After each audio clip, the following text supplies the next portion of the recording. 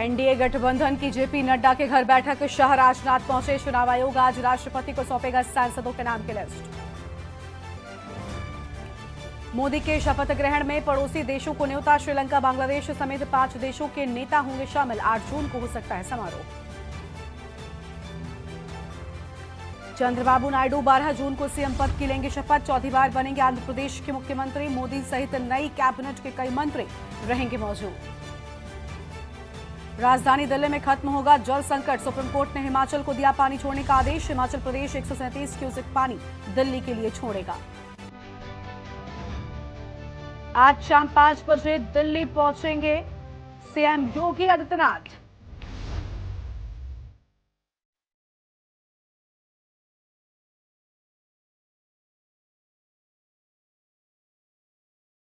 UP police भर्ती board के बाहर हुआ जोरदार प्रदर्शन, हाथों में बैनर पोस्टर लेकर पहुंचे अभ्यर्थी। खबरों का सारथी। नमस्कार, देश की बात में आप सभी का स्वागत है। मैं हूं आपके साथ गरिमा वाजपेयी। बड़ी खबर से बुलेटिन की कर लेते हैं शुरुआत। लखनऊ से बड़ी जानकारी आपको बताएंगे। लोकसभा चुनाव संपन्न होते ही सीएम की बैठक, सीएम योगी ने वरिष्ठ अधिकारियों के साथ बैठक की है। लगभग 3 घंटे चली सीएम योगी और अधिकारियों की बैठक। विभागवार परियोजनाओं की प्रगति की जानकारी भी मुख्यमंत्री की ओर से ली गई है। खाली पदों पर नियुक्ति की प्रक्रिया तेज करें, सीएम ने साफ तौर पर कह दिया है। खाली पद हैं, आयोगों को भेजे, जहां पर भी खाली पद है उनकी जानकारी भेजने की बात कही गई है सीएम की ओर से। अमृतसर कोलकाता इंडस्ट्रियल कॉरिडोर का प्रदेश को लाभ, प्रयागराज और आगरा में बनेंगे 2 नोड। मुख्यमंत्री की ओर से बड़ी जानकारी, सीएम डैशबोर्ड पर होगा लाभार्थी परक योजनाओं को वितरण। गांव हो या नगर, बिजली तभी कटे जब बहुत जरूरी हो। ये सारी बड़ी बातें उनकी ओर से कही गई। जीएसटी संग्रह के लिए फिक्स करें अधिकारियों का टारगेट, परफॉर्मेंस ही होगा पदोन्नति पदस्थापना का आधार। गन्ना उन्हीं को जिनका भुगतान रिकॉर्ड अच्छा। लोकसभा चुनाव में नहीं हुई जहरीली अवैध शराब की घटना। इन सभी बड़ी बातों को कहते नजर आए हैं मुख्यमंत्री। बड़ी खबर आपको हम बता रहे हैं।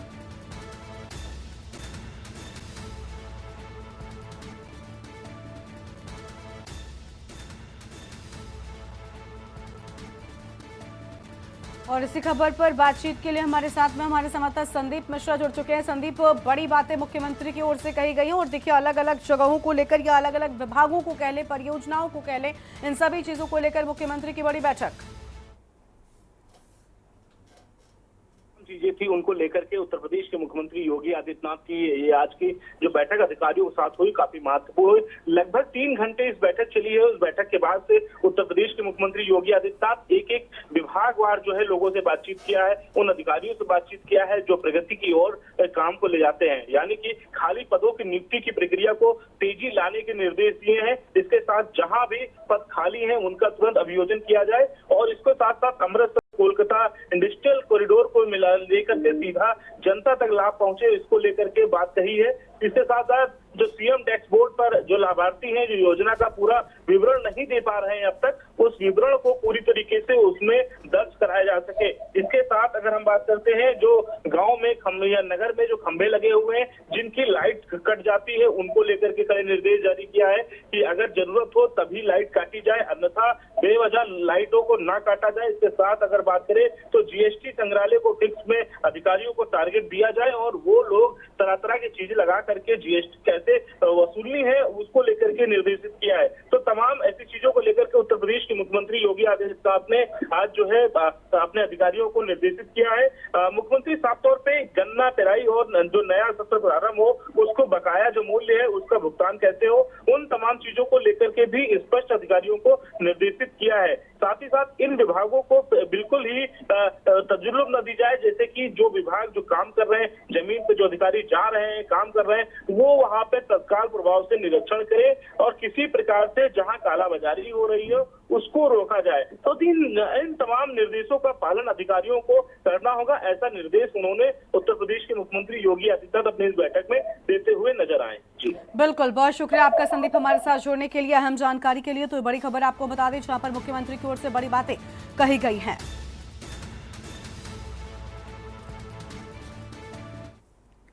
और अगली खबर है प्रयागराज से, जहां इलाहाबाद हाईकोर्ट से बड़ी खबर। ददुआ के भाई पूर्व सांसद बाल कुमार पटेल को राहत। धोखाधड़ी के आरोप में दर्ज मुकदमे को हाईकोर्ट ने किया रद्द। बांदा कोतवाली में दर्ज मुकदमे को हाईकोर्ट ने रद्द किया। पीडब्ल्यूडी के ठेकेदार रमाकांत त्रिपाठी ने दर्ज कराई थी और फिर समझौता होने के आधार पर हाईकोर्ट ने मामले को रद्द किया। जस्टिस संजय कुमार सिंह की सिंगल बेंच ने दिया आदेश। बड़ी जानकारी आपको हम बता रहे हैं, बांदा कोतवाली में दर्ज मुकदमे को हाईकोर्ट ने रद्द किया।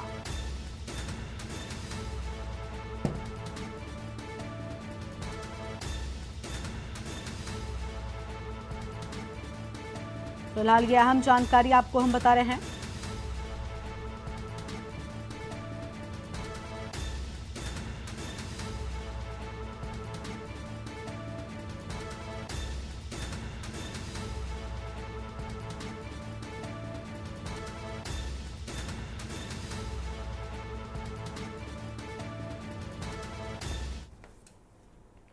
लखनऊ से अगली खबर, जहां देसी बम बनाने के दौरान बड़ा हादसा हो गया। पार्क में बैठकर देसी बम बना रहे थे दो युवक और बम फटने से एक युवक का पैर फट गया है। मौके पर पहुंची पुलिस ने घायल को अस्पताल पहुंचाया। पुलिस ने घायल को हिरासत में ले लिया है, तो वहीं दूसरा फरार हो गया है। इंदिरानगर थाना इलाके के पार्क का ये पूरा मामला है। बड़ी जानकारी आपको हम बता रहे हैं, जहां इंदिरानगर पार्क का ये पूरा मामला। अहम खबर आपको हम बता दें,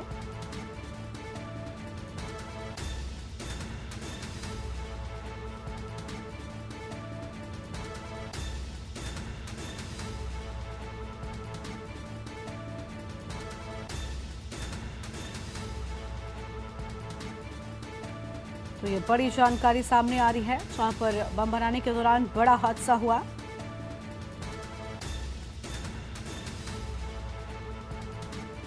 बम बनाने के दौरान हुआ बड़ा हादसा।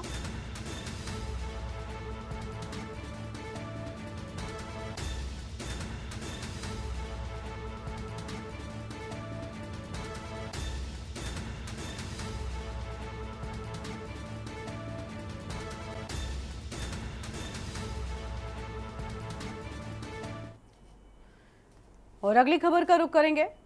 अगली खबर है पीलीभीत से, जहां चोरी की वारदात से हड़कंप मचा है।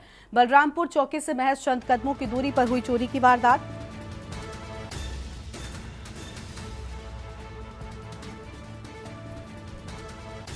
नगदी, ज्वेलरी सहित 16 लाख से ज्यादा की रकम चोरी होने की बात सामने आई है। बिजली की लाइन काटकर दीवार के रास्ते घर में घुसे चोर। गश्त का दावा करने वाली पुलिस को भनक तक नहीं लगी। वारदात के विरोध में ग्रामीणों का प्रदर्शन भी देखने को मिला है। तो ये बड़ी जानकारी आपको हम बता रहे हैं।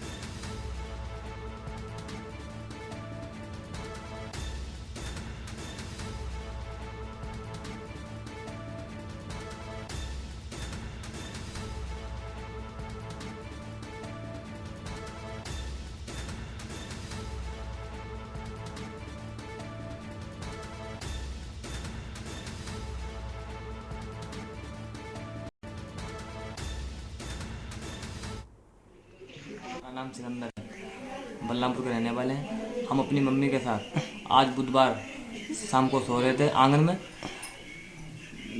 चोर आए, पता नहीं चला हमें। आके दो कमरे थे, दोनों कमरे में अलमारी तोड़ के सारा सामान निकाल के ले गए। लगभग सोना भी था 14-13 लाख रुपए का और नकदाई से 1,35,000 रुपये की थी। सारा का सारा लेके चले गए, हमें पता ही नहीं चला। और अब आगे बढ़ेंगे खबरों की ओर। बरेली से खबर, जहां लव जिहाद का सनसनीखेज मामला सामने आया है। युवक ने पहचान छिपाकर लड़की को प्रेम जाल में फंसाया। गुड़गांव में बिहार की हिंदू युवती को बनाया शिकार। युवक ने कट्टरपंथी युवक ने बनाया लव जिहाद का शिकार। युवती का बरेली आला हजरत दरगाह लाकर किया निकाह। गौवंश कहलाकर कराया धर्म परिवर्तन। युवती के साथ उसके देवर ने भी किया बलात्कार। युवती को मारपीट कर घर से निकाला। युवती ने बहेड़ी थाने पहुंचकर लिखित शिकायत की है। पीड़िता का आरोप, पुलिस ने बहेड़ी थाने से भगाया। पीड़िता ने एसएसपी से की मामले की शिकायत। बहेड़ी थाना क्षेत्र के सुन्नी नगर का ये पूरा मामला है। बड़ी जानकारी आपको हम बता रहे हैं, युवती के साथ दुर्व्यवहार की ये घटना सामने आई है।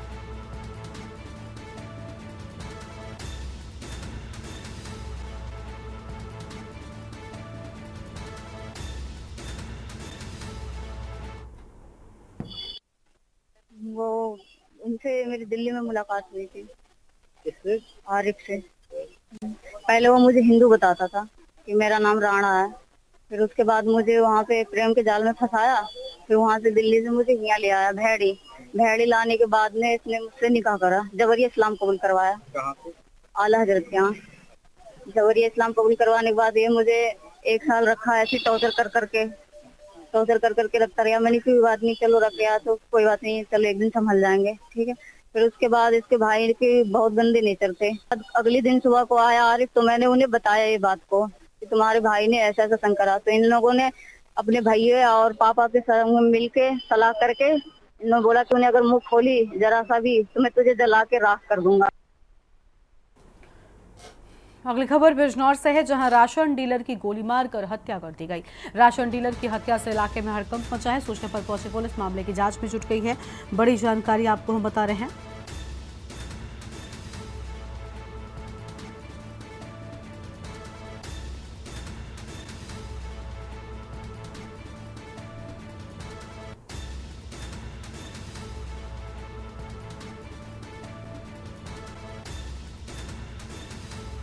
राशन डीलर की हत्या से मचा हड़कंप। अफजलगढ़ थाना क्षेत्र के हिदायतपुर चौहड़वाला का ये पूरा मामला हम आपको बता रहे हैं। इलाके में हड़कंप मचा, राशन डीलर की हत्या की गई।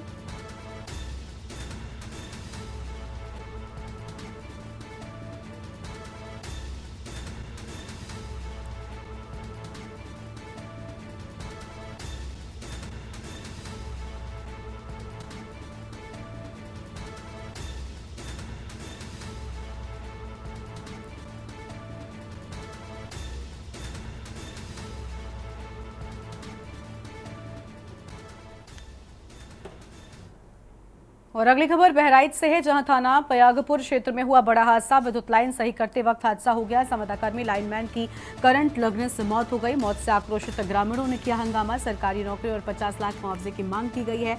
ग्रामीणों ने विद्युत सब स्टेशन पर की कर्मचारियों से मारपीट। बहराइच गोंडा राजमार्ग जाम हो गया है।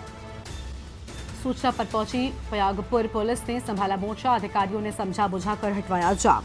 अधिकारियों ने समझा बुझाकर जाम हटवाया है। ये बड़ी जानकारी आपको हम बता रहे हैं।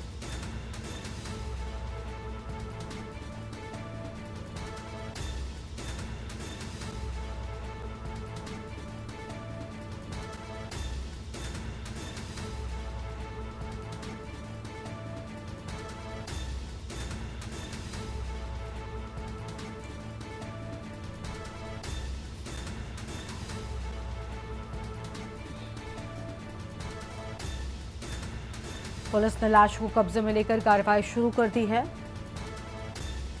थाना पयागपुर क्षेत्र में बड़ा हादसा।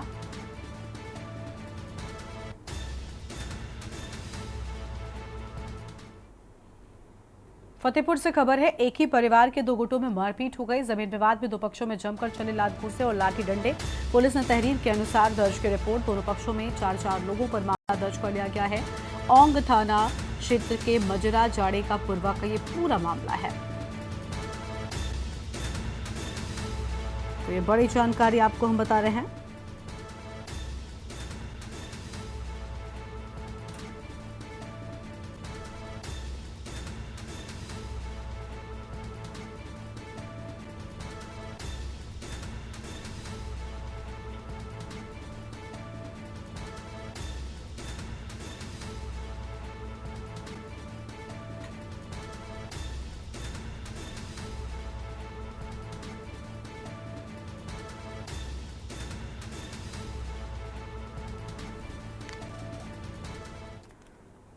अगली खबर है बरेली से, जहां पर जिला अस्पताल पहुंचे हैं डीएम रविंद्र कुमार। डीएम ने जिला अस्पताल का औचक निरीक्षण किया है। निरीक्षण के दौरान पर की हैं स्वास्थ्य व्यवस्थाएं, मरीजों और तीमारदारों से जाना है व्यवस्था का हाल। डीएम के औचक निरीक्षण से विभाग में हड़कंप मचा है। सभी व्यवस्थाओं को दुरुस्त रखने के निर्देश भी डीएम की ओर से दे दिए गए हैं। और निरीक्षण में सीएमओ डॉक्टर विश्राम सिंह भी मौजूद रहे हैं।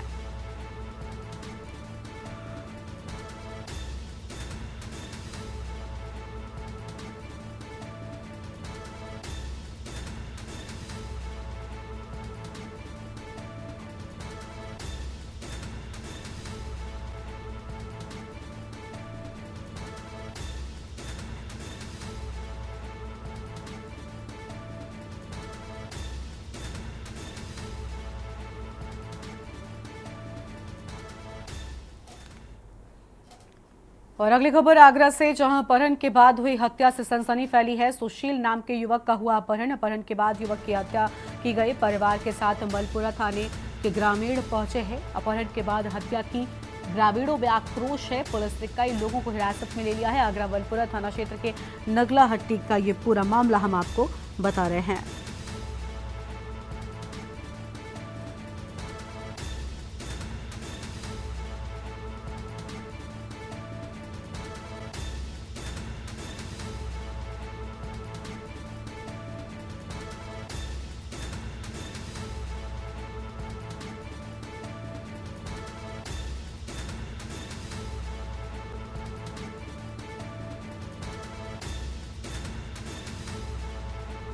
तो यह हम खबर आपको हम बता दें, जहां पर सुशील नाम के युवक का हुआ अपहरण।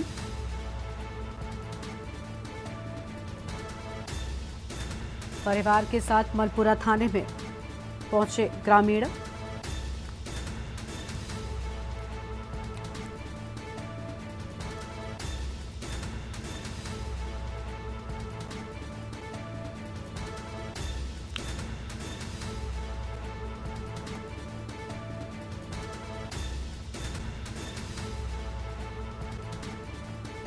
आगरा से खबर, अपहरण के बाद युवक की हत्या।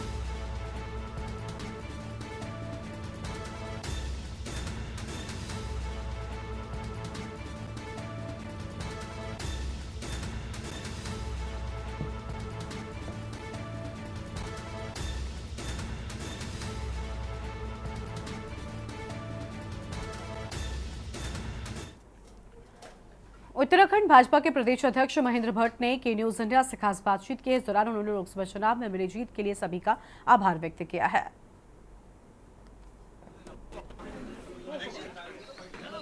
उत्तराखंड के लोकसभा चुनाव के परिणाम से भाजपा काफी उत्साहित है। लगातार 3 लोकसभा चुनाव में भाजपा ने राज्य की 5 लोकसभा सीटों में विजय हासिल करी है। उत्तराखंड भाजपा के प्रदेश अध्यक्ष और राज्यसभा सांसद महेंद्र भट्ट हमारे साथ मौजूद हैं। उनसे जानने और समझने की कोशिश करेंगे कि जिस तरीके के परिणाम आए हैं उनसे वो कितना उत्साहित हैं।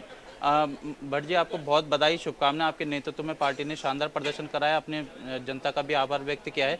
किस तरीके का आप ये चुनाव रहा और क्या आपने विश्लेषण किया है? देखिए, भारतीय जनता पार्टी की अपेक्षा अनुसार हमको तीसरी बार हैट्रिक करने का मौका मिला है। हमारे 5 सांसद बड़े अच्छे मतों से जीते हैं। कोई 4 बार जीता, कोई 3 बार जीता, कोई 2 बार जीता है, कुछ पहली बार जीते हैं 2 सांसद। और मैं कह सकता हूँ कि उत्तराखंड की जनता का जो स्नेह प्रेम भारतीय जनता पार्टी के पक्ष में है। अब हमारा कर्तव्य बनता है इस राज्य के विकास के लिए, जैसा मोदी जी ने अपने उद्बोधन में कहा है कि हर प्रकार का सहयोग केंद्र द्वारा हमको प्राप्त होगा।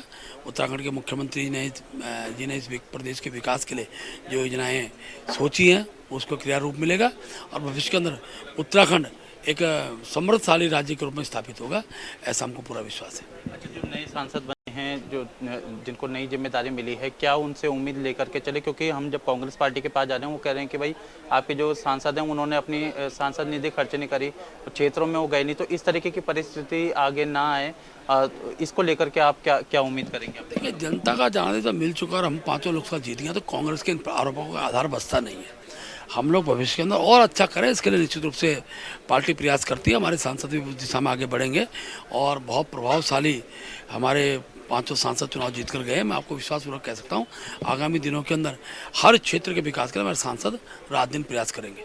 देखिए, इस बात में कोई दोहराई नहीं कि आपने तीसरी बार हैट्रिक मारी है, लेकिन जो आप लोगों ने मार्जिन रखा था कि हर एक लोकसभा सीटों में आप कम से कम 5 लाख से ज़्यादा मतों से जीतेंगे और कई सारे आपने टारगेट बनाए थे, लेकिन जब लक्ष्य हासिल नहीं हो पा रहा, तो आपको नहीं लगता कि जो मार्जिन है 5% की कमी ये कांग्रेस को कहीं ना कहीं एक संजीवनी देती है? देखिए, जब मत प्रतिशत कम होता है तो निश्चित रूप से अंतर में मतदान प्रतिशत के अंतरों में अंतर आता है, और लेकिन हम उस लक्ष्य को और बढ़े, लक्ष्य हमेशा बड़ा रखा जाता है। कोई छोटा लक्ष्य रख के बड़े लक्ष्य की प्राप्ति नहीं की जा सकती है। जब लक्ष्य बढ़ा था तो हम इस सीमा तक पहुँचे हैं, यानी कि हमारे अजय टोनर 3.5 लाख से ऊपर पहुँचे हैं। हमारे अच्छे मतों से 1.25 लाख तक भी हमारे सब सांसद पहुँचे हैं। तो मैं कहता हूँ भविष्य में इसका एक बड़ा लाभ मिलेगा और हमारा जो जीत का आधार है वो दिन प्रतिदिन आगे बढ़ेगा। जिस तरीके के परिणाम आए हैं, आपको लोक निकाय चुनाव में क्या ये परिणाम उत्साहित करेंगे पार्टी कार्यकर्ता? निश्चित रूप उत्साहित करते हैं। जब जीत होती है तो उसका उत्साह सब जगह होता है, हर कार्यकर्ता में होता है। भविष्य के अंदर उत्साह वर्धन के हम भविष्य के कार्यक्रम पार्टी हम बनाने वाले हैं, उसका हमको लाभ होगा। जैसे खास बातचीत के लिए तो ये थे उत्तराखंड भाजपा के प्रदेश अध्यक्ष और राज्यसभा सांसद महेंद्र भट्ट, जो कि दावा कर रहे हैं कि जो लोकसभा चुनाव के जो परिणाम आए हैं उससे पार्टी के कार्यकर्ताओं में, पदाधिकारियों में काफ़ी उत्साह है और आगामी जो निकाय चुनाव आएंगे इस निकाय चुनाव में भी पार्टी को इसका लाभ होता हुआ नजर आएगा। बहरहाल उत्तराखंड के इतिहास में पहली दफ़ा किसी पार्टी ने बैक टू बैक लगातार 3 बार राज्य की 5 लोकसभा सीटों में जीत हासिल करी है। ये अपने आप में एक इतिहास है। लेकिन इस लोकसभा के इलेक्शन में ये भी देखने को मिला है कि भाजपा ने जो लक्ष्य रखे थे उस लक्ष्य को भी कहीं ना कहीं भाजपा हासिल नहीं कर पाई है। इसके अलावा जो 5% से ज़्यादा की जो मार्जिन है उसमें भी गिरावट देखने को मिली है। लेकिन भाजपा का कहना है कि जिस तरीके से उनके प्रत्याशी जीते हैं वो काफ़ी उत्साह देने वाला है। अपने सहयोगी लईक अहमद के साथ मैं अंकित काला, के न्यूज़ इंडिया, देहरादून। बल्लभगढ़ के गांव झाड़सेतली में मात्र 1500 रुपए को लेकर पूरे परिवार के साथ मारपीट कर उन्हें घायल कर दिया गया। आरोपियों ने पीड़ित परिवार की बुजुर्ग महिला को भी नहीं बख्शा। घायलों का आरोप है कि उनके बच्चे ने 1500 रुपए उधार लिए थे, उसी को लेकर उनके घर पर आरोपियों ने हमला कर दिया और उसके साथ मारपीट की गई। उनके पूरे परिवार पर आरोपियों ने हमला कर उन्हें घायल कर दिया है।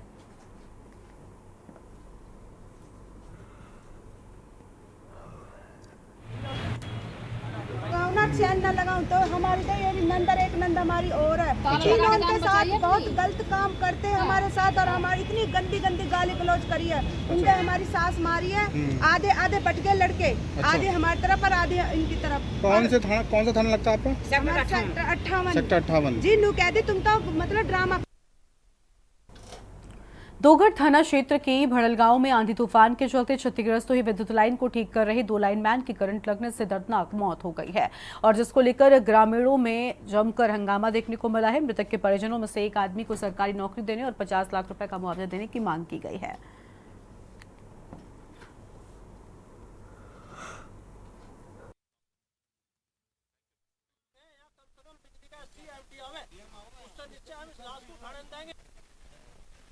ये रात में तूफान आने के कारण हमारी ये कैंडपरा, धनौरा और भड़ल के बीच में 11,000 लाइन है और रात तूफान आने के कारण इसका तार टूट गया। हमारे 2 लाइनमैन थे, ये एक धनौरे से था, एक भड़ल से था, तेजिंदर और परमिंदर, और दोनों ने सिडोन लेकर जो है इस लाइन को जोड़ने का काम किया। किसानों ने वो तार जुड़वाने के लिए फ़ोन किया, लेकिन किसी ने लापरवाही से बिजली घर से सिडोन लेने के बावजूद भी 11,000 का तार जोड़ दिया, जिससे इन दोनों की मौके पर ही मौत हो गई। और हमारी अब मौके पर मौत होने का पब्लिक में बहुत ज़्यादा आक्रोश है और पब्लिक ये चाहती है जब तक यहाँ डीएम स्तर से कोई अधिकारी और एक्शन एससी साहब, कोई बिजली विभाग का बड़ा अधिकारी और कम से कम 50 लाख रुपए का मुआवजा और एक परिवार के एक सदस्य को सरकारी नौकरी मिलने का जब तक हमें आश्वासन नहीं मिलेगा, हम लाश के हाथ भी नहीं लगाने देंगे। तब तक हम यहाँ से लाश को न जाने देंगे और मरने मिटने के लिए तीनों गाँव के आदमी यहाँ तैयार रहेंगे, चाहे कुछ भी हो जाओ। हम किसी भी कीमत पर ये लापरवाही बर्दाश्त नहीं करेंगे। जिसने भी ये लापरवाही करी उसके खिलाफ भी एफआईआर होनी चाहिए। उत्तर प्रदेश के मुख्यमंत्री योगी आदित्यनाथ ने गुरुवार को लखनऊ में जनता दरबार लगाया। मुख्यमंत्री आदित्यनाथ ने दरबार में लोगों की समस्याओं को सुना और अधिकारियों को उन्हें सुलझाने के निर्देश भी दे दिए हैं। जनता दरबार में मौजूद लोगों को भरोसा दिलाया है कि उनकी समस्याओं का जल्द से जल्द समाधान भी किया जाएगा।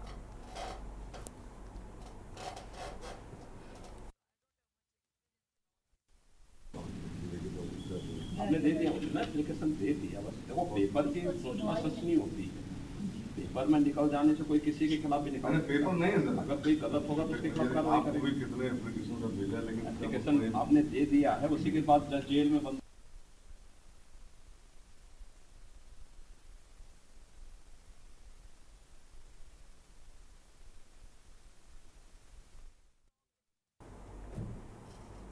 और यहाँ पर एक छोटे से ब्रेक के लिए। ब्रेक के बाद आप सभी का स्वागत है।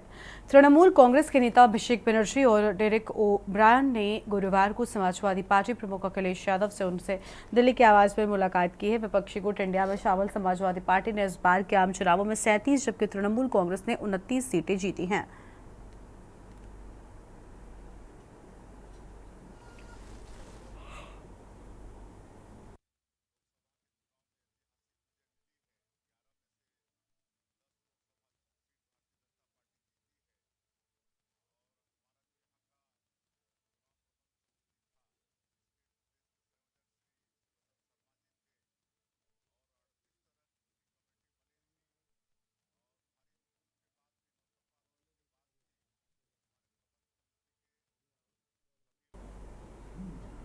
समाजवादी पार्टी की सांसद डिंपल यादव ने बुधवार की रात उत्तर प्रदेश के मथुरा में बांके बिहारी मंदिर में पूजा अर्चना की। डिंपल यादव के साथ उनकी बेटी अदिति यादव भी थी। मैनपुरी लोकसभा सीट पर डिंपल यादव ने अपने विरोधी उम्मीदवार बीजेपी के जयवीर सिंह को 2,21,639 वोटों से बड़े अंतर से हराया है।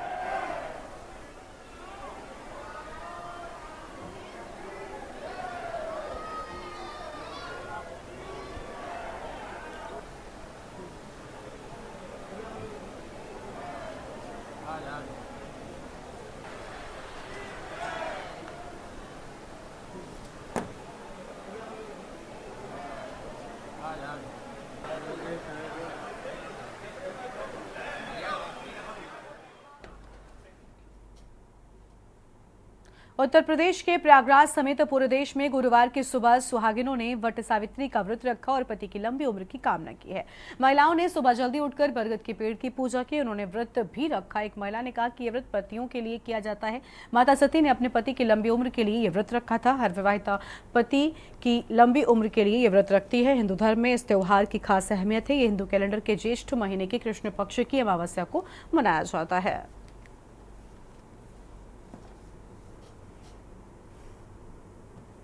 के लिए व्रत रखा जाता है और माता सती ने इस व्रत को किया था अपने पति की दीर्घ आयु के लिए।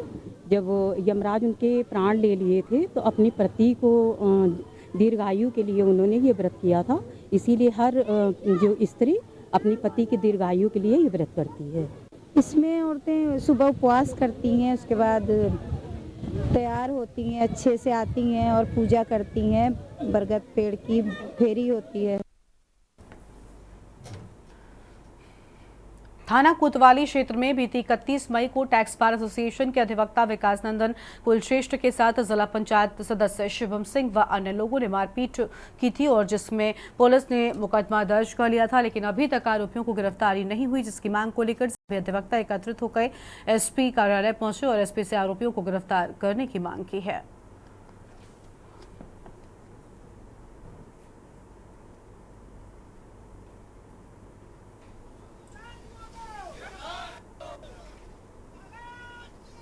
हमारे टैक्सेशन बार एसोसिएशन के सक्रिय अधिवक्ता विकास कुलश्रेष्ठ जी के साथ जिस तरीके से अटैक किया गया है, ऐसा लगता है कि कानून के पुजारी के ऊपर एक हिस्ट्री सीटर अपराधी, मैं तो अपने मुंह से उसका नाम भी नहीं लेना चाहता, ऐसा लग रहा है कि कहीं ना कहीं राजनीतिक संरक्षण उसको मिल रहा है। आपके माध्यम से इस बात को कहना चाह रहा हूँ कि हम लोग वेल नॉन पर्सन होते हैं कानून के। इस बात से वो मुझे गाली गलौज भी फ़ोन पे कर रहे थे और उन्हें रास्ते में मुझे रोका 31 तारीख को, जब मैं ऑफिस से घर जा रहा था, और बोले कुछ वार्ता करनी। मैंने शाम को वो कल सुबह करना, जब मैं ऑफिस में बात करना, मेरे ऑफिस आना। लेकिन उन्होंने कहा कि नहीं बात करनी है और बात करने के लिए बुलाया उन्होंने मुझे। फिर मैं उनके घर के सामने पहुंचा तो बोले कि एक गोल्डी गौतम है, उसको बुलाओ। हमने कि हम फालतू में किसी को नहीं बुला रहे हैं। तो बोले कि तुम उसकी इतनी वकालत क्यों करते हो? तो नहीं, वकालत का तो पैसा ही है। तो फिर वकालत के पैसे को गाली देने लगे कि तू बहुत बड़ा वकील बनता है, तेरे पिताजी बहुत बड़े वकील बनते हैं, तुम्हारे जैसे वकील, मतलब गाली गलौज होता है। उत्तर प्रदेश में अमेठी लोकसभा सीट के फैसले को लेकर चर्चा जोरों पर है। यहां से कांग्रेस उम्मीदवार किशोरीलाल शर्मा ने बीजेपी की स्मृति ईरानी को 1.5 लाख से ज्यादा वोटों से हराया है। पिछले लोकसभा के चुनाव में स्मृति ने राहुल को यहां से हराया था। ये रिपोर्ट देखिए। उत्तर प्रदेश में अमेठी लोकसभा सीट के फैसले को लेकर चर्चाएं जोरों पर हैं। यहां से कांग्रेस उम्मीदवार किशोरीलाल शर्मा ने बीजेपी की स्मृति ईरानी को 1.5 लाख से ज्यादा वोटों से हराया। पिछले लोकसभा चुनाव में स्मृति ईरानी ने कांग्रेस उम्मीदवार राहुल गांधी को यहां से हराया था। गांधी परिवार की वफादार किशोरीलाल शर्मा ने जीत का सेहरा गांधी परिवार और अमेठी के लोगों के सिर बांधा।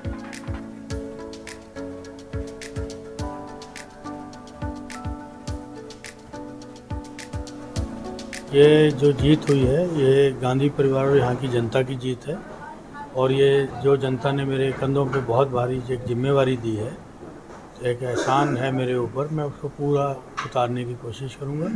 जनता ने प्यार दिया है, मैं उनको भी प्यार ही दूँगा। 4 दशक से आप अमेठी को समझ रहे हैं, अमेठी में काफ़ी काम किया है। अब किस तरह से कौन से बड़े काम हैं जो अमेठी में? नहीं, अगर हमारी गवर्नमेंट बनती है सेंटर में तो हम जो रुके हुए काम थे जो सेंट्रल गवर्नमेंट के द्वारा यहाँ चालू थे, तो हम उनको निश्चित रूप से पूरा करने की कोशिश करेंगे। कुछ लोगों का कहना है कि स्मृति ईरानी ने 2019 में जीतने के बाद यहाँ कोई काम नहीं किया, इस वजह से वे हार गयीं। क्या क्या वजह रही हार की? वजह इनकी बस विकास न होना और जुमलेबाजी, झूठ बोलना, कोई काम न करना, इनका हाल, और यहाँ तानाशाही करना।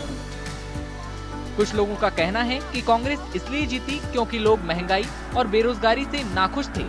यूपी में समाजवादी पार्टी के साथ कांग्रेस के गठबंधन ने भी उसे फायदा दिलाया। जाति का समीकरण नहीं था, इसमें हिंदू मुस्लिम सभी लोगों ने मिल करके एक तरफा जो है बेरोजगारी और महंगाई के खिलाफ और संविधान के खिलाफ जो हो रहा था अत्याचार, उस पर जो है सब लोग एकजुट हुए और यूपी में अच्छी बढ़त के साथ जो है समाजवादी पार्टी और कांग्रेस गठबंधन को लोगों ने सहयोग किया। अमेठी की मशहूर चाय की दुकान के मालिक किट्टू के मुताबिक स्मृति ईरानी का 1.5 लाख से ज्यादा वोटों से हारना चौंकाता है। ज्यादातर लोगों का अंदाजा था कि वे हारेंगी, लेकिन कम वोटों से। हार ये जो इस बार ये जनता ने चुना है, अब जो है ये बहुत एक्चुअली अगर देखी जाए तो बुरी हार है। एक प्याले ने वजीर को मात दी, इससे सबक लेना चाहिए और अब उनको जो है मैदान में उतर करके जनता के प्रति जा करके उनसे पूछना चाहिए क्या गलतियां हुई हैं। अमेठी गांधी परिवार का गढ़ रहा है। राहुल गांधी पहली बार 2004 में अमेठी से जीते और फिर 2009 और 2014 में भी उन्होंने ये सीट जीती। उनसे पहले उनकी मां सोनिया गांधी 1999 में अमेठी से जीती थीं। राहुल के पिता पूर्व प्रधानमंत्री दिवंगत राजीव गांधी ने अमेठी से लगातार 4 चुनाव जीते, जबकि राहुल के चाचा दिवंगत संजय गांधी ने 1980 में यहां से जीत हासिल की थी।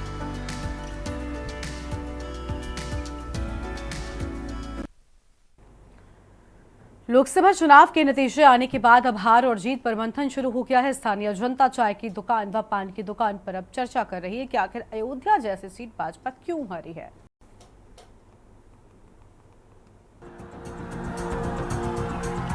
मंदिरों के शहर अयोध्या में हर तरफ फैजाबाद लोकसभा सीट पर हुए बड़े उलटफेर की चर्चा है। समाजवादी पार्टी के उम्मीदवार अवधेश प्रसाद ने मौजूदा बीजेपी सांसद लल्लू सिंह को यहां बड़े अंतर से हरा दिया। यह हार इसलिए मायने रखती है क्योंकि 1990 के दशक से अयोध्या का राम मंदिर बीजेपी की राजनीति का आधार रहा है।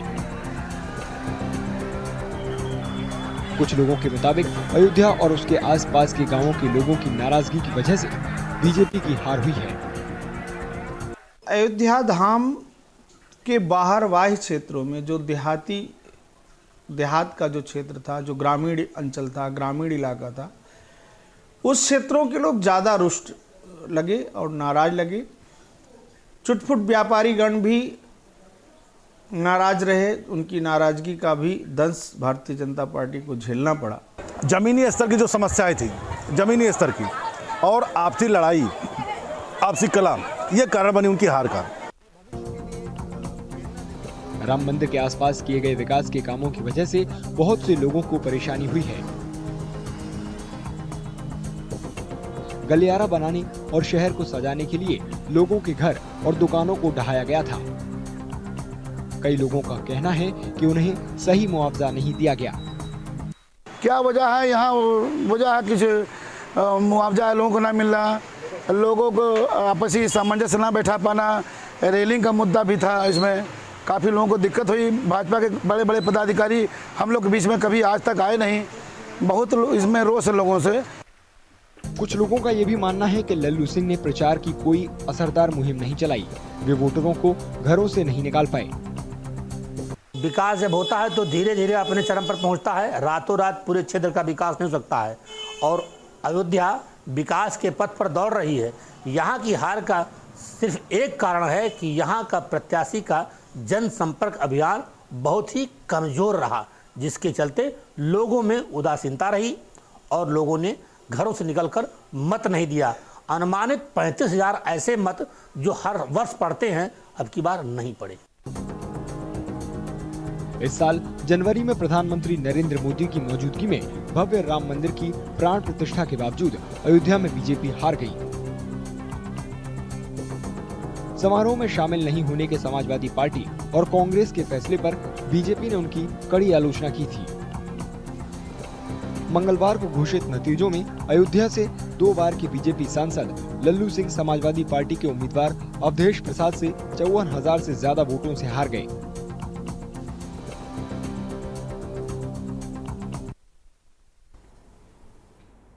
और यूपी में इंडिया गठबंधन की जीत पर कार्यकर्ताओं में उत्साह है। पीडीए नारे के साथ यूपी में जश्न का माहौल देखा जा रहा है। यूपी में ये कमाल अखिलेश और राहुल की जोड़ी ने किया है, ये रिपोर्ट देखिए।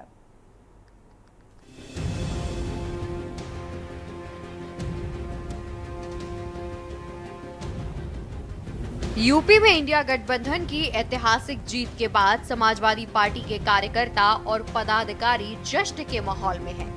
कांग्रेस के साथ गठबंधन के सहारे सपा प्रमुख अखिलेश यादव ने यूपी में 37 सीटों पर जीत दर्ज की है, तो वहीं इंडिया गठबंधन ने 43 सीटों पर जीत का परचम लहराया है। जीत का सर्टिफिकेट लेने के लिए अखिलेश यादव पहले कन्नौज पहुंचे और फिर दिल्ली कूच कर गए।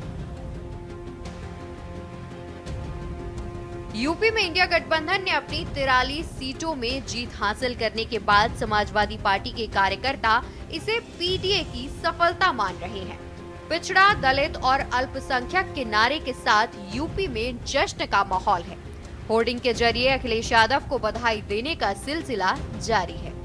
उत्तर प्रदेश में इंडिया गठबंधन की ऐतिहासिक बढ़त के बाद समाजवादी पार्टी कार्यालय पूरी तरीके से सज चुका है। तमाम बैनर और पोस्टर के जरिए समाजवादी पार्टी के बाहर किस तरीके से पीडीए गठबंधन को जोरदार बताया गया है और यही पिछड़ा, दलित, अल्पसंख्यक का जो नारा था वो लगातार अखिलेश यादव अपनी चुनावी जनसभा में इसका प्रयोग कर रहे थे। और न सिर्फ नारे का बल्कि उसको जमीन पे लाने के लिए उन्होंने लोकसभा टिकट का इसीलिए बंटवारा भी किया था और पिछड़ा, दलित, अल्पसंख्यक के जरिए उन्होंने उत्तर प्रदेश की न सिर्फ राजनीति को संवारा बल्कि इंडिया गठबंधन का जो अलायंस था उसका साथ लेकर के उत्तर प्रदेश के अंदर 37 जगहों पर जीत दर्ज की है। कल जिस तरीके से चुनाव के नतीजे आए उसमें तमाम तरीके की जो जश्न था वो समाजवादी पार्टी कार्यालय के बाहर देखने को मिला था। तमाम जो बैनर पोस्टर लगाए गए हैं उसमें पीडीए का जो नारा है उसको बुलंद किया गया है और जो बैनर लगाए गए हैं उसमें आप देख सकते हैं किस तरीके अखिलेश यादव को बड़ा नेतृत्व संभालने का एक जिम्मा देते हुए उन्हें कहा गया है। और जरूर आज जिस तरीके से इंडिया गठबंधन की बैठक दिल्ली के अंदर होगी उसमें बड़े राजनीतिक फैसले लिए जा सकते हैं और खुद अखिलेश यादव उस इंडिया गठबंधन की बैठक में शामिल होंगे और इस बैठक के बाद बड़े फैसलों के नतीजे आना जरूर तय हो सकता है।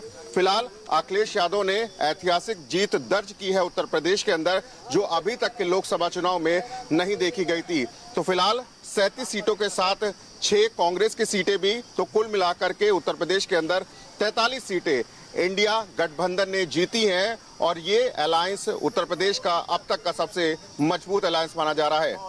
वीडियो जर्नलिस्ट रमेश वर्मा के साथ शिवा शर्मा के न्यूज लखनऊ। वहीं समाजवादी पार्टी के राष्ट्रीय उपाध्यक्ष किरणमय नंदा ने कहा कि पीडीए का नारा और अखिलेश यादव की मेहनत पार्टी को ऊपर तक ले गई है। उनका कहना है कि सरकार बनाने के लिए नीतीश और चंद्रबाबू नायडू से बात चल रही है। देखिए, सबसे पहले मैं उत्तर प्रदेश का जनता जनार्दन को मैं प्रणाम करता हूँ, बधाई देता हूँ। उत्तर प्रदेश का जनता समाजवादी का साथ दिया। उत्तर प्रदेश जनता अखिलेश यादव जी का जो नारा था पीडीए, वो पीडीए का साथ अल्पसंख्यक, दलित सब एक साथ में पीडीए का पास आया। अखिलेश यादव जी का नेतृत्व पे आज उत्तर प्रदेश जनता भाजपा को हराया। भाजपा का मोदी को भाजपा प्रधानमंत्री पद से हटाना, रेजिग्नेशन देना चाहिए क्यों भाजपा को बहुमत नहीं मिला। इसका कृतित्व ही उत्तर प्रदेश जनता का, इसका पूरा कृतित्व अखिलेश यादव जी का। हम लोग कोशिश करूंगा सरकार बनाने के लिए, किंतु यही जनता का राय है भाजपा को हटाना, भाजपा का सरकार नहीं बनने दिया। आज जो इंडिया का गठबंधन वो बहुत से कोशिश करेंगे विकल्प सरकार बनाने के लिए। यूपी में इंडिया गठबंधन की भारी जीत सपा कांग्रेस के कार्यकर्ताओं के उत्साह का सबब बना हुआ है। जाहिर है कि अब आगे की सियासी गतिविधियों पर भी सभी की निगाहें लगी हुई हैं। के न्यूज के लिए लखनऊ से शिवा शर्मा की रिपोर्ट।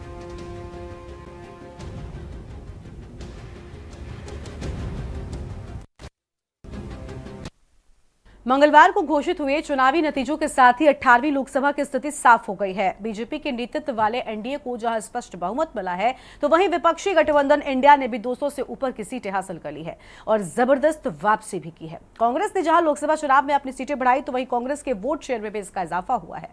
तो देखिए,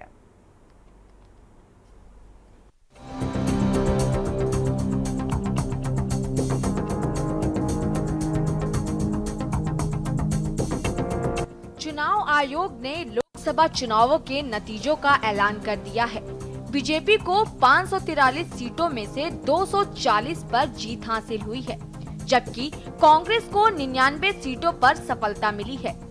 बीजेपी के नेतृत्व वाले एनडीए 2024 के लोकसभा चुनाव में कई केंद्रीय मंत्रियों को मैदान में उतारा था, जिसमें से कई नेताओं को जीत मिली है, जबकि कईयों को हार का स्वाद चखना पड़ा।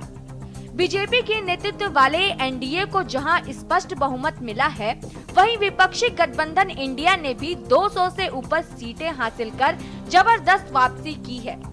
एग्जिट पोल के नतीजों के उलटने से बीजेपी को सीटों का नुकसान हुआ है। पार्टी को सबसे बड़ा खामियाजा 80 लोकसभा सीटों वाले उत्तर प्रदेश में उठाना पड़ा, जहां उसके हिस्से में महज 33 सीटें ही आई। 2019 के लोकसभा चुनाव में कांग्रेस को यूपी में केवल एक सीट रायबरेली पर जीत मिली थी, लेकिन इस बार पार्टी ने 7 सीटों पर बाजी मारी है। खोए हुए गढ़ अमेठी हासिल किया, तो रायबरेली में भी फिर से अपना झंडा गाड़ दिया।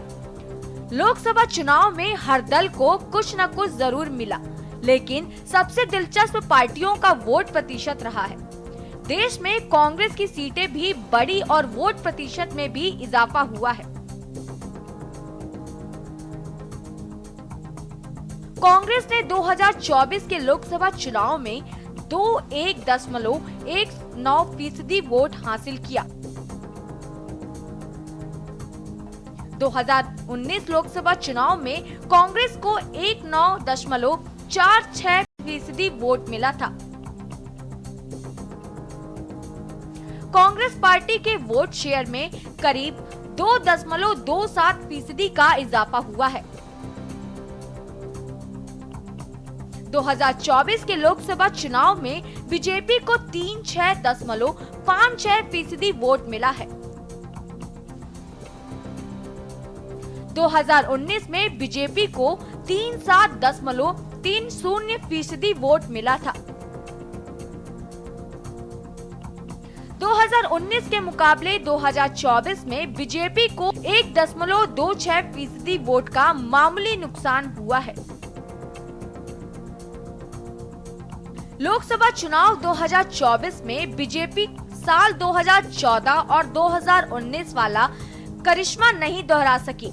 एनडीए ने 293 सीटों पर जीत दर्ज की है। बीजेपी महज 240 सीटें ही जीत सकी। पिछली बार की अपेक्षा 63 सीटें उसने गंवा दी, जबकि पार्टी 350 पार की उम्मीद के साथ 400 पार का नारा दे रही थी। लोकसभा चुनाव 2024 में बाकी दलों के वोट प्रतिशत की बात करें तो ममता की टीएमसी को 4.37% वोट मिला। समाजवादी पार्टी को 4.58% वोट मिला। मायावती की बीएसपी को 2.4% वोट, लालू प्रसाद की आरजेडी को 1.57% वोट,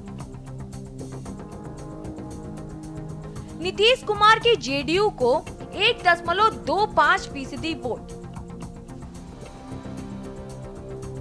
अरविंद केजरीवाल की आप को 1.11% वोट, चंद्रबाबू नायडू की टीडीपी को 1.98% वोट मिला है। तस्वीर साफ है कि कांग्रेस ने अपना खोया हुआ जनाधार थोड़ा बहुत वापस हासिल किया है। उसके वोट शेयर में इजाफा हुआ है। वहीं बीजेपी के वोट शेयर में गिरावट आई है, लेकिन इसका असर उसकी सीटों पर बहुत ज्यादा दिखा है।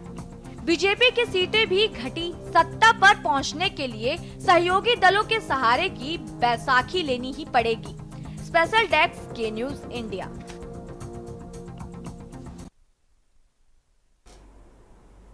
और अगली खबर फतेहपुर से सामने आ रही है। इस बीच फतेहपुर से खबर का रुख कर लेते हैं। जमीन विवाद में भाइयों के बीच विवाद हो गया। चाकूबाजी में 3 लोग गंभीर रूप से घायल हो गए हैं। जमीन को लेकर सगे भाइयों के बीच विवाद हुआ और राधानगर क्षेत्र के गांव का ये पूरा मामला है। बड़ी जानकारी आपको हम बता रहे हैं।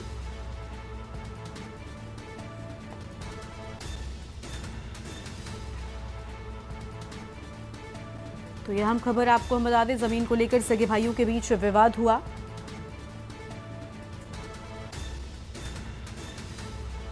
अहम जानकारी आपको हम बता दें, फतेहपुर से खबर। जमीन विवाद में 2 सगे भाइयों के बीच जमकर मारपीट, चाकूबाजी में 3 लोग गंभीर रूप से घायल हो गए हैं।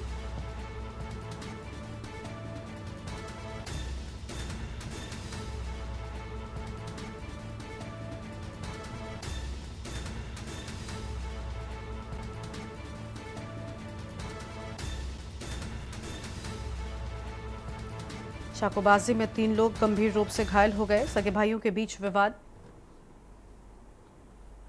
और अगली खबर आपको दिल्ली से बताते हैं। इस बीच दिल्ली से बड़ी जानकारी आपको हम बता दें। सूत्रों के हवाले से बड़ी खबर आपको हम बता रहे हैं। दिल्ली से बड़ी जानकारी। प्रधानमंत्री नरेंद्र मोदी 9 जून को ले सकते हैं शपथ।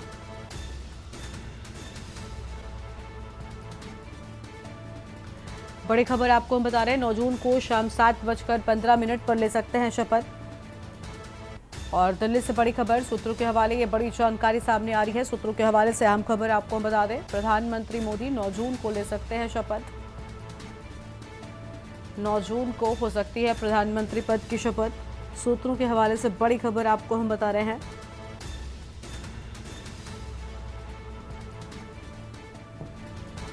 दिल्ली से बड़ी जानकारी। और अगली खबर आपको फतेहपुर से बताते हैं। फतेहपुर से बड़ी जानकारी। दबंग प्रधानपति ने अपने दादा पर किया हमला। फतेहपुर से खबर। दबंग प्रधानपति ने अपने दादा पर हमला कर दिया। गुर्गों के साथ मिलकर लाठी डंडों से की है पिटाई। पीआरपी पुलिस ने दबंग प्रधानपति ने नोकझोंक की है। पुलिस से भी इसने नोकझोंक की। थाने की पुलिस पहुंचते ही आरोपी मौके से फरार हो गया है। पीआरपी पुलिस से दबंग प्रधानपति ने की नोकझोंक।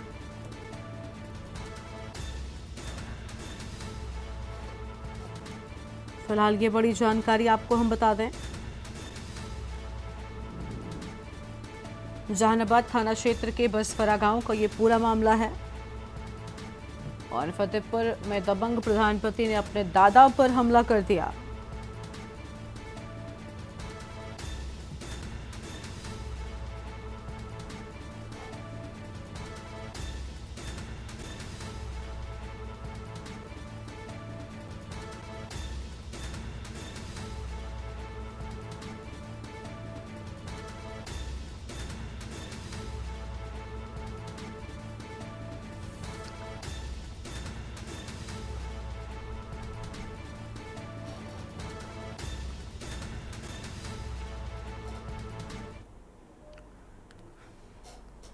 और अगली खबर डिंडोरी से आपको हम बताते हैं। डिंडोरी से अगली जानकारी सामने आ रही है, जहां पानी की किल्लत सामने आई है। पानी की कमी के चलते लोग परेशान नजर आ रहे हैं। डिंडोरी से आम खबर।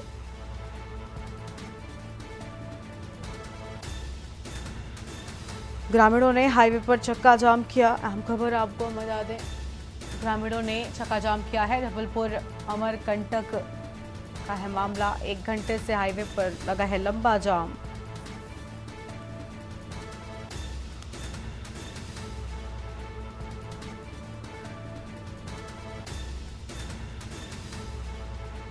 तो यह हम खबर आपको हम बता दें। सड़क पर खाली बर्तन रखकर बैठी हैं महिलाएं। पानी की किल्लत नजर आई है। पानी की किल्लत से जूझ रहे हैं ग्रामीण। डिंडोरी से खबर।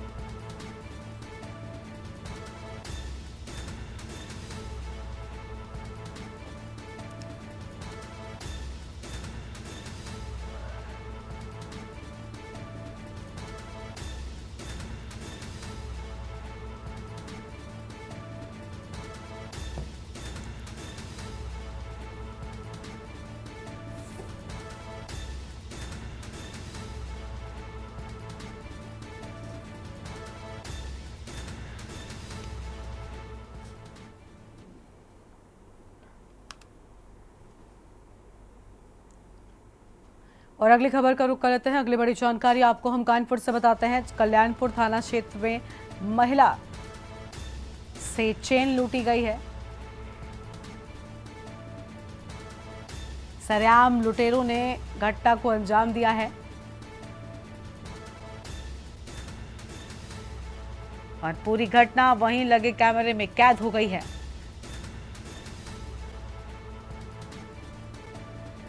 पुलिस मामले की जांच पड़ताल में जुटी हुई है। महिला के साथ चेन स्नैचिंग का मामला। अब देखिए किस तरीके से बीच सड़क पर महिला के गले से चेन खींचकर भागे हैं बदमाश। कल्याणपुर थाना क्षेत्र का है यह मामला।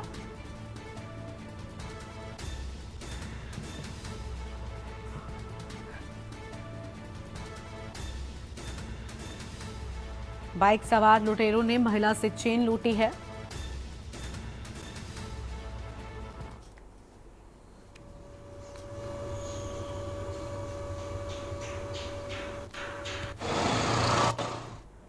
लोकसभा चुनाव में भारतीय जनता पार्टी को वैसे तो पूरे प्रदेश में झटका लगा, लेकिन सबसे बड़ा झटका रामनगरी अयोध्या में लगा, जहां की सीट में भगवा पार्टी नहीं बचा सकी। रामनगरी की वो सीट जहां हाल ही में भव्य मंदिर की प्राण प्रतिष्ठा की गई थी। नतीजा सामने आने के बाद फैजाबाद की सीट ने लोगों का ध्यान अपनी तरफ खींचा है। भाजपा से इस सीट को छीनने वाले समाजवादी पार्टी के नेता अवधेश प्रसाद सिंह की चर्चा हो रही है। इस दौरान हमारे संवाददाता संदीप मिश्रा ने नवनिर्वाचित सांसद अवधेश प्रसाद से खास बातचीत की है। दिखाते हैं आपको।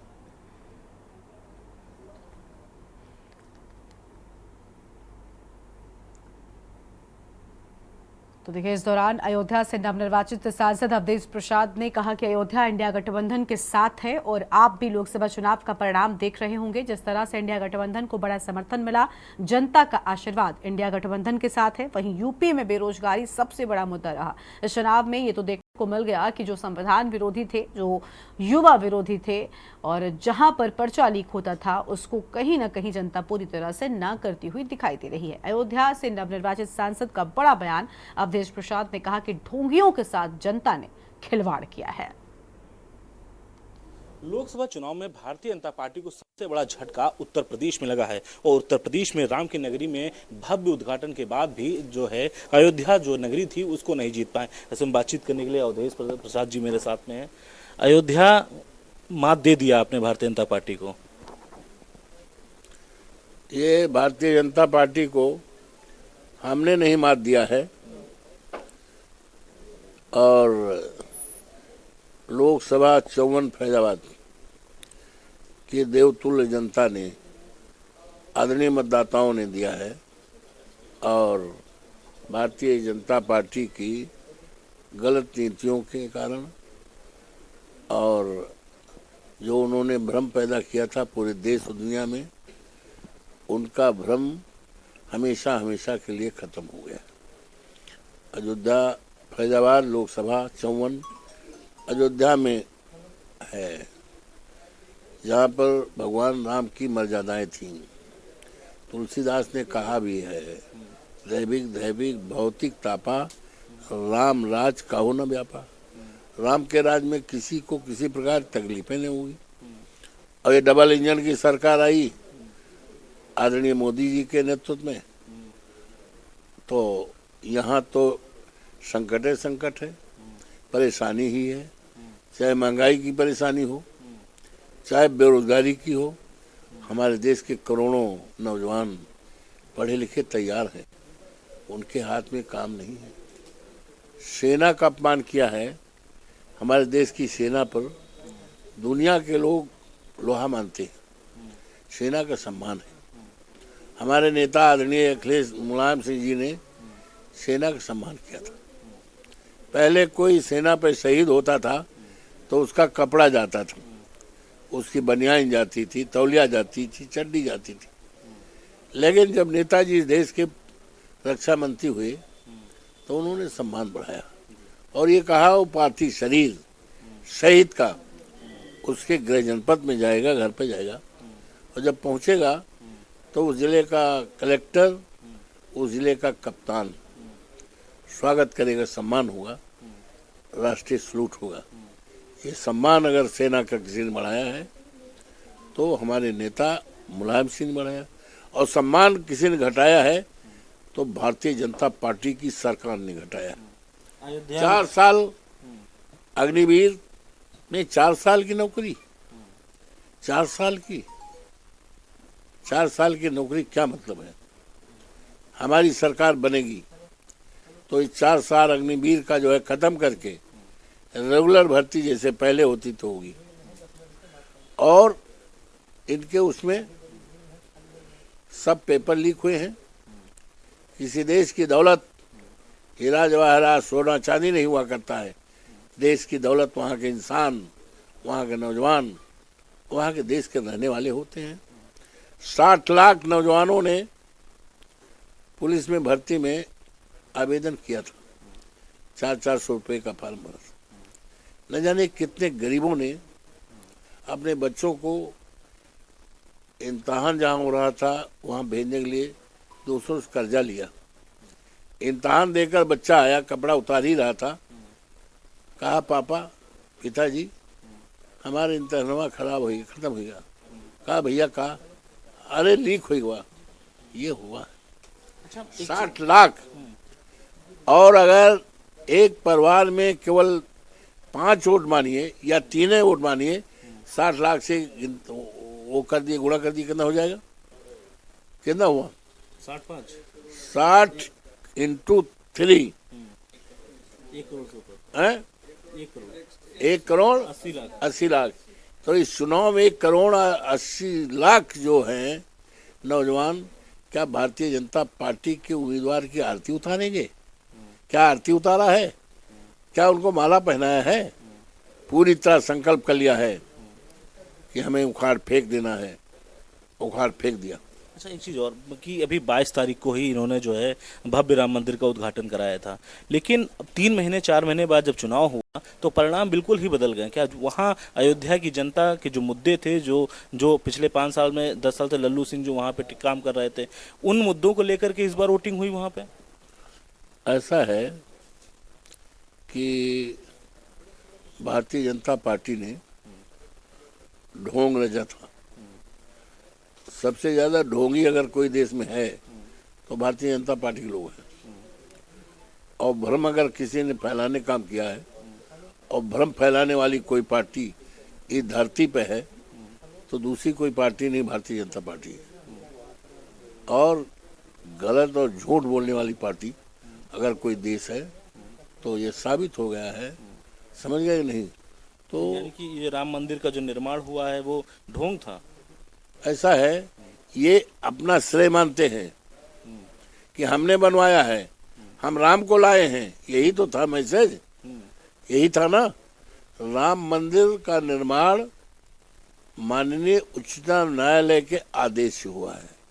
अगर आपको याद होगा, जानकारी होगी, तो मैं आज जानकारी देना चाहता हूँ।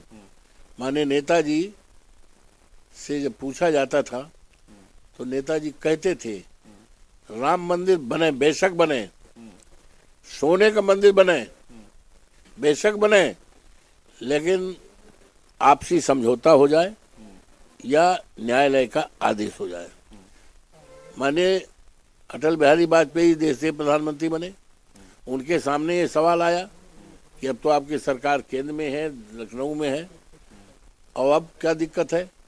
तो उन्होंने भी कहा, being prime minister of the country, कि ये न्यायालय का फैसला और ये आपसी समझौता। से बातचीत करने के लिए ये थे अवधेश प्रसाद जी, जो अयोध्या से भारी मतों से जीत करके इस बार जो है समाजवादी पार्टी की तरफ से सांसद चुने गए हैं। यानी कि कहीं ना कहीं देखा जाता है कि जिस तरीके से अयोध्या में विकास कार्यों की अगर बात करते हैं, जो भारतीय जनता पार्टी जो पहले नारे दिया करती थी कि जिस तरीके से 400 पार का नारा जो था भारतीय जनता पार्टी का, उसमें कहीं ना कहीं कील ठोकने का काम अवधेश प्रसाद जी ने किया है। समाजवादी पार्टी में सबसे ज़्यादा अगर चर्चा है तो वो है अवधेश प्रसाद जी की।